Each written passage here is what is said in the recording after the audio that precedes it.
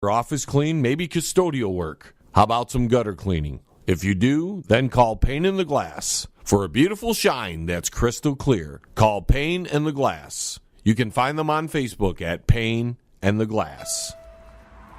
You're listening to the John LeBang Show. And it's so much fun. Why you keep talking? Oh, am I not supposed to? No. Oh, back to John.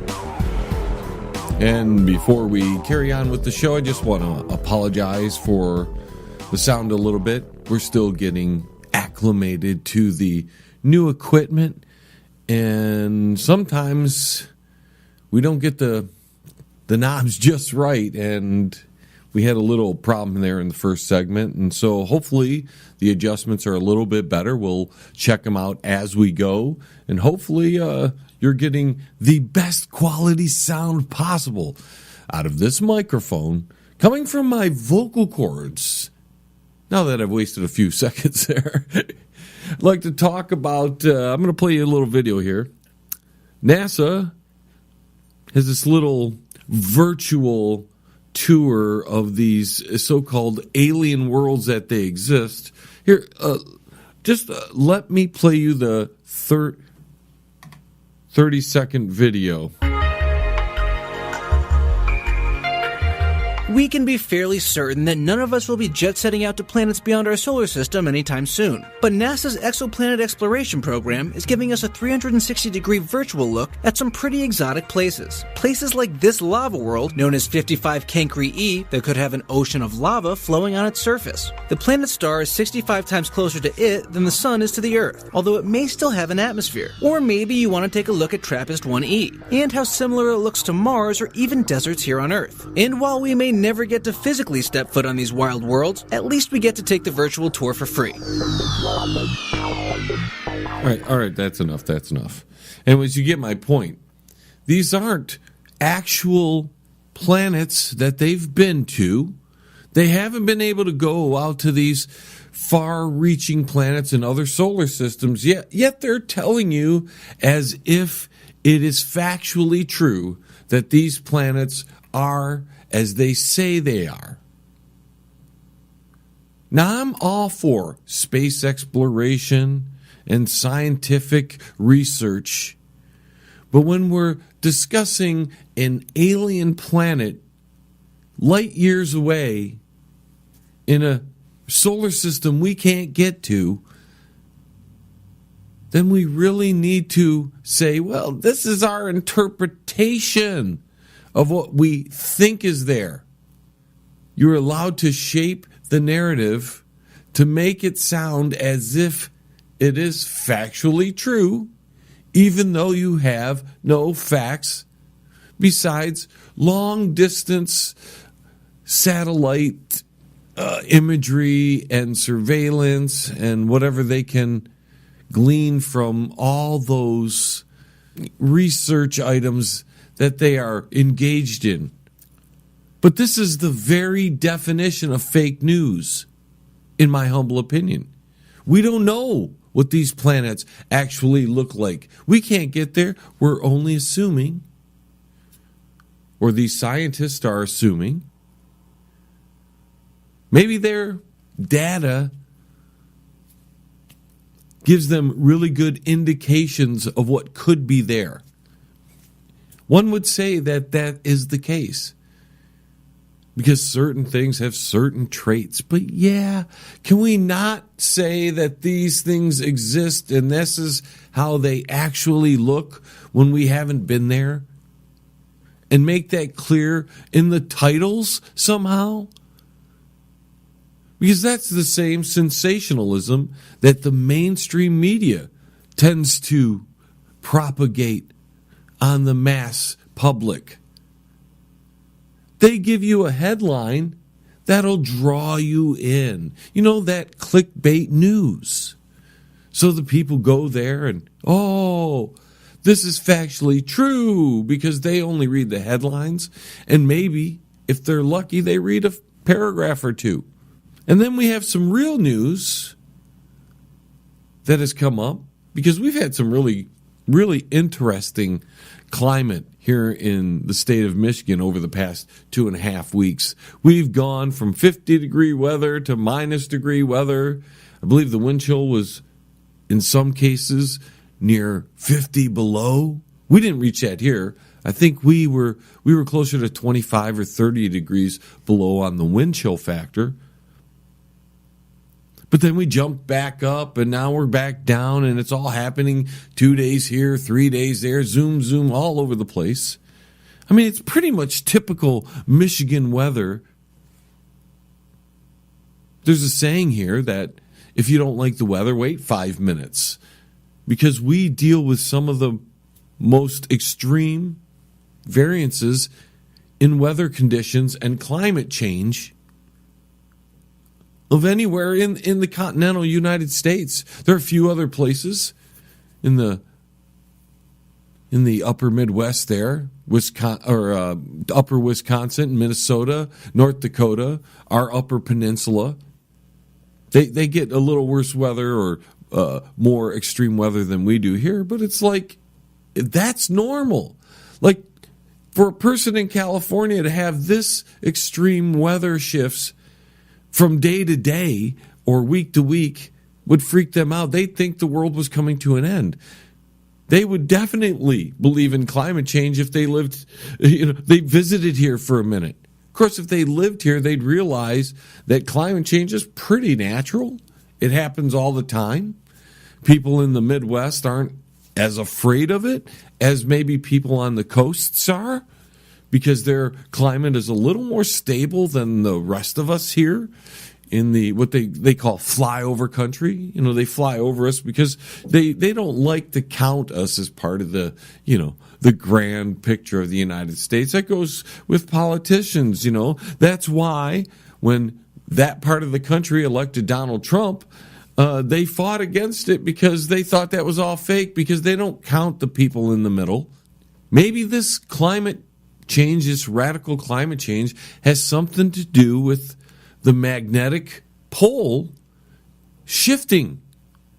Because in recent days, scientists have found that changes have been so large that they are beginning to work on emergency updates for the world magnetic pole, the mathematical system that lays the foundation for navigations from cell phones and ships to commercial airlines. Because it's normal for the magnetic pole to shift, right? It takes time, and what we've noticed, at least in the reports from the scientific community, is that the shifts have been been leaning towards Canada. Well, recently they've shifted back towards Siberia.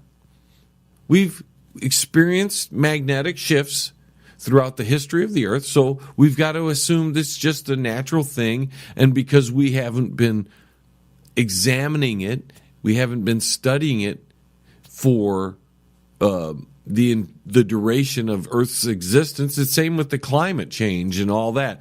People base climate change on about 200 years of weather research, and it's like, dude, you can't do that. Nobody was there when the climate was doing its thing back before the dinosaurs. What made the Earth warm up so much that there were more dinosaurs than there are people today? What made it so that there was more life on the planet back in the Cretaceous period, and it was warmer, and there was more CO2, and alligators went as far north as the Northwest Territories? What happened back then to warm the Earth so much that it expanded life beyond what we could even understand to this day?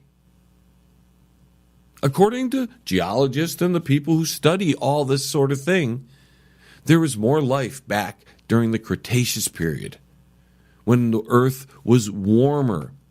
In fact, it was a tropical period back then, unlike what we're in now, which could, if people researched it, they would understand that we are currently in an ice age, though we've lived through a very nice interglacial period, which has been relatively great for humanity.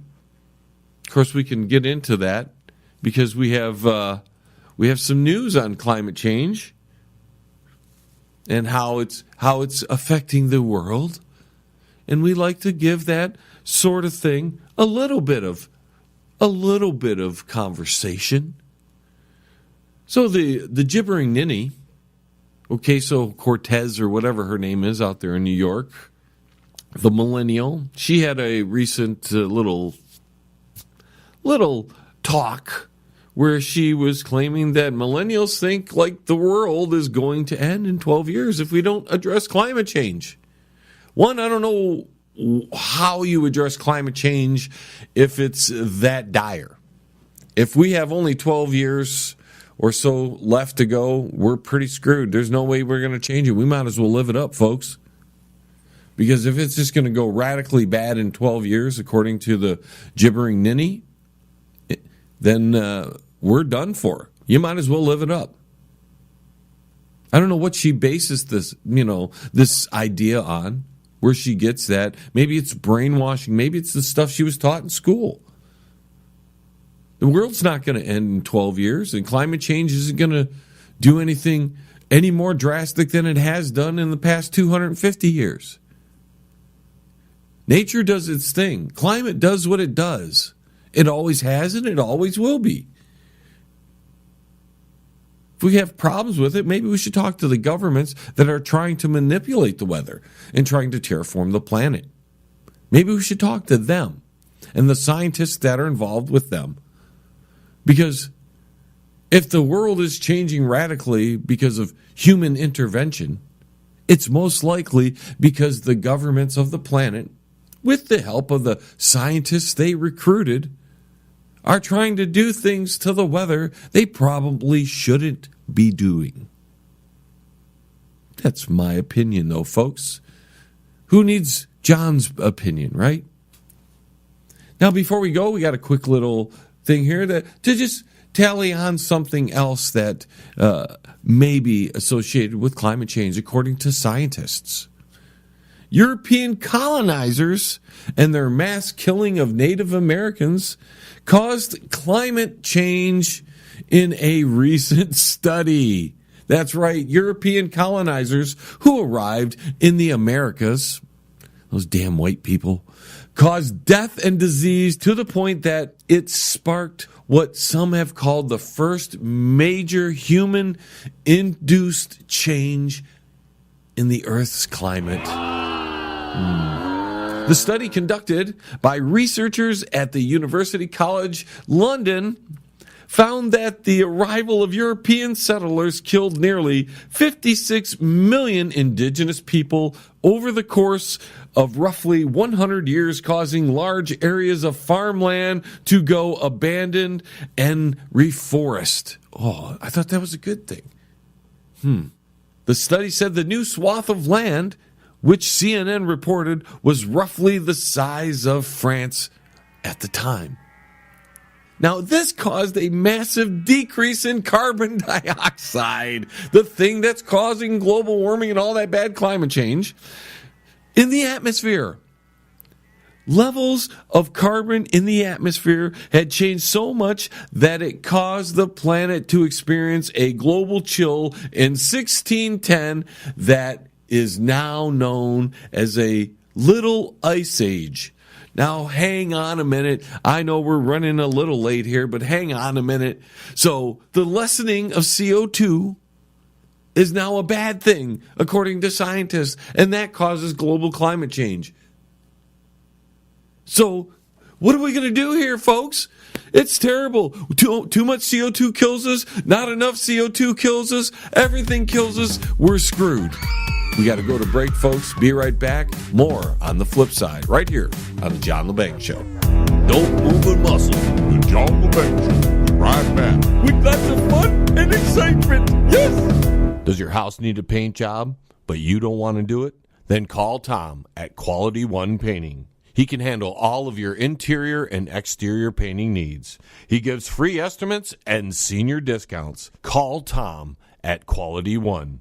313-982-2986. That's 313-982-2986. Quality One.